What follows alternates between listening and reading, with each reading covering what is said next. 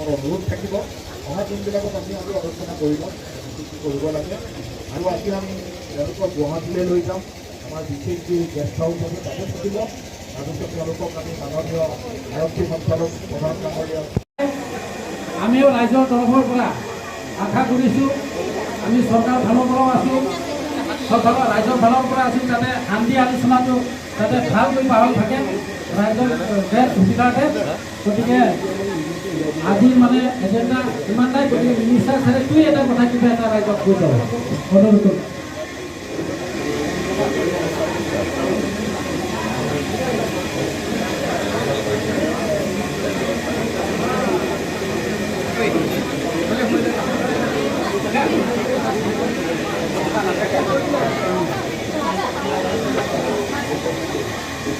Ini yang sama. Yang sama.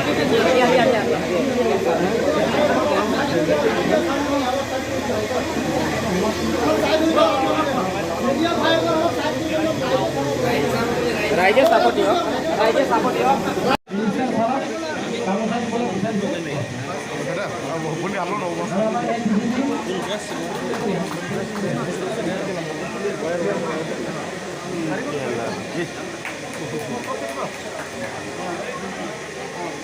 আজি বেলেগ একো প্ৰগ্ৰেম নাই আমিও ৰাইজৰ তৰফৰ পৰা আশা কৰিছোঁ আমি চৰকাৰ ফালৰ পৰাও আছোঁ ৰাইজৰ ফালৰ পৰা আছোঁ যাতে শান্তি আলোচনাটো যাতে ভালকৈ বাহল থাকে ৰাইজৰ দেশ সুবিধাতে গতিকে আজিৰ মানে এজেণ্ডা ইমানটাই গতিকে মিনিষ্টাৰ ছাৰে দুই এটা কথা কিবা এটা ৰাইজক কৈ যাব অনুৰোধ কৰিম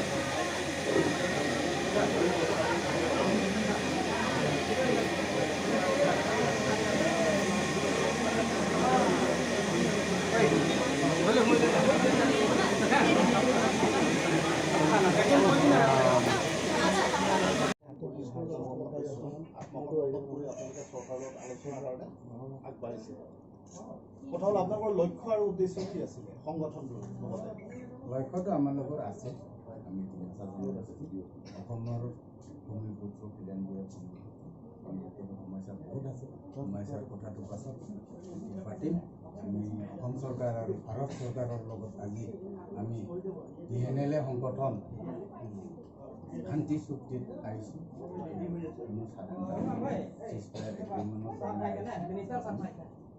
সিজফায়াৰ এগ্ৰিমেণ্ট হোৱাৰ পাছতে আমি ৰাইজৰ আমাৰ দাবী আছে পুনৰ আমাৰ হেৰাই যোৱা ৰাইজৰ পাম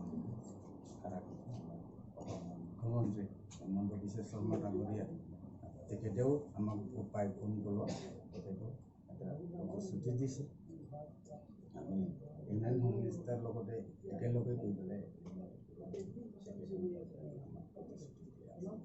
মূল বিষয় কি হ'ব মূল বিষয়টো আমালোকৰ পুনৰ আগৰ ৰজা আছিলে আমাৰ লগত কিন্তু হিৰিম্বাপুৰ আছিলে হিৰিম্বাপুৰ আমাৰ ৰজা দিনত আগৰ হেৰেমজী দিনত আমালোকৰ ৰাজ্য আছে এই পুনৰ ৰাজ্যটো আমাৰ ঘূৰাই দিব লাগিব সেইটোৱে মূল উদ্দেশ্য আপোনালোকৰ মূল সদস্য কিমানজন আছে সদস্য 300তকৈ অধিক আছে বেলেগ বেলেগ জেগাতে আছে তাৰপাছতে এগ্ৰিমেণ্ট গেম আমি ৰীতিনীতি গেম হোৱাৰ পাছত আজি আমি আহিছোঁ আমি সংগঠনৰ চেয়াৰমেন ধৰ্মেন্দ্ৰ দিম আছে আমাৰ এডিশ্যনেল চিফ আহি আছে আৰু আমাৰ জেনেৰেল ছেক্ৰেটাৰী আহি আছে লগতে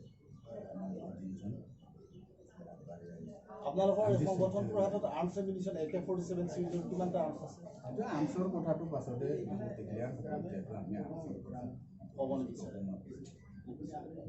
ঠিক আছে এতিয়া কথা হ'ল ইতিমধ্যে আপোনালোকে গম পাইছে যে কাৰ্বি আংলং জিলাত থকা যি 6টা বিদ্ৰোহী সংগঠন আছিলে তেওঁলোকে আলোচনাৰ মেজলৈ আহিছে এতিয়া আপোনালোকৰ বিষয়টো কাৰ্বি আংলঙৰ লগত সংগতি ৰখাই আপোনালোকে ডিমাণ্ড কৰিব নে এইটো সম্পূৰ্ণ ডিমা হাছাৰৰ কাৰণে আপোনালোকে আমি ডিমা জনগোষ্ঠীৰ কোনখিনি ঠাইত থাকি আছোঁ আমি এটাহে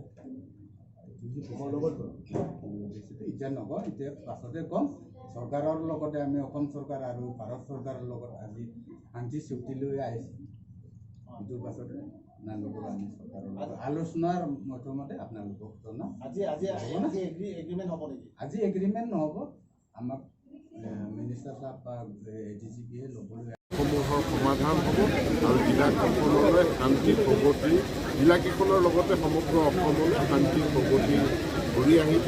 আমি এখন শক্তিশালী সমৃদ্ধিশালী বৈভৱশালী অসম গঢ় দিবলৈ সক্ষম। DNLৰ মূল দাবীটো কি আছিলে? কোন বিষয়টো লৈ পেলাই চৰকাৰে কথা পাতিব? তেওঁলোকৰ যিখিনি দাবী আছে সকলোখিনি দাবীয়ে আমি আলোচনা গ্ৰহণ কৰিম। আমি কোনো চৰ্ত সাপেক্ষে অমুকটো আলোচনা কৰিম তমুকটো আলোচনা নকৰোঁ, এনেকুৱা আমাৰ নাথাকে। আমি তেওঁলোকৰ লগত মুক্তভাৱে আলোচনা কৰিম। তেওঁলোকৰ কিবা চৰ্ত দাবী কৰিছে নেকি আপোনালোকক? আমি তেওঁলোকৰ পৰা চৰ্ত বিচৰা নাই। এটাই এটা কণ্ডিশ্যন, যিহেতু শান্তি আলোচনা প্ৰক্ৰিয়াটো আৰম্ভ হৈছে, গতিকে এই সময়খিনিৰ মাজত তেওঁলোকৰ ফালৰ পৰাও কোনো ধৰণৰ কাম কাজ, কোনো ধৰণৰ এইবিলাক অস্ত্ৰ লৈ পেলাই চলন ফুৰণ এইখিনি নাথাকিব। আৰু বাকী যিখিনি গ্ৰাউণ্ড ৰুল নিশ্চিতভাৱে এই আলোচনাৰ প্ৰক্ৰিয়াৰ মাজেৰে ঠিক কৰা হ'ব, সেইখিনি ভিত্তিত প্ৰক্ৰিয়াটো আগবাঢ়িব। গ্ৰাউণ্ড ৰুল আৰু শান্তি আলোচনা কোন তাৰিখে হ'ব বুলি আপোনালোকে সিদ্ধান্ত আৰম্ভ হৈ গ'ল আজিৰ পৰা আৰম্ভ হৈ গ'ল। আজি তেখেতসকলৰ লগত আমি ইয়াত তেখেতসকলক আমি আদৰণি জনালোঁ আৰু তেখেতসকলো ওলাই আহিছে। এতিয়া তেওঁলোক গুৱাহাটীলৈ যাব, চৰকাৰৰ লগত আলোচনা কৰিব। আৰ্মছ লে ডাউন কোনদিনা হ'ব? এইটো নিৰ্দিষ্ট কোনো ক্ৰিয়া তাৰিখ ঠিক কৰা নাই। প্ৰক্ৰিয়া আৰম্ভ হৈ গ'ল। Thank you. ইয়াত গ্ৰাউণ্ড ৰুলটো কেনেকুৱা হ'ব? যেনেকৈ আমাৰ মাননীয় মন্ত্ৰী মহোদয়ে কৈছে, এতিয়া কোনো তেনেকুৱা শৰ্ত নাই। এতিয়া আজি তেখেতসকল ওলাই আহিছে, ওলাই অহাৰ পিছত আমি তেখেতসকলক আজি গুৱাহাটীলৈ লৈ যাম। তেখেতসকল গুৱাহাটীত গৃহ বিভাগৰ মুৰব্বীসকলৰ লগত, আৰক্ষী বিভাগৰ লগত, ৰাজনৈতিক নেতাসকলৰ লগত বহিব, আলোচনা কৰিব। তেওঁলোকৰ কি কি ইছ্যু আছে সেইটো বিষয়ে আলোচনা হ'ব। আমি মুক্ত মনেৰে এটা আলোচনাত বহিব বিচাৰিছোঁ। ভাবোঁ যে ঠিক তেনেকৈ আমি আগবাঢ়ি থাকিলে এইটো খুব সোনকালে আমি ভাবিছোঁ 15-20 দিন, 1 মাহৰ ভিতৰত আমি এইটো ফাইনেল কৰি ল'ম। আৰু ইন দ্য মিন টাইম আমি তেখেতসকলক ৰিকুৱেষ্ট কৰিছোঁ যে এই মাহত যিটো তেওঁলোকে চিজ ফায়াৰ ডিক্লেয়াৰ কৰিছে, আমিও আমাৰ ফালৰ পৰা কোনো অপাৰেশ্যন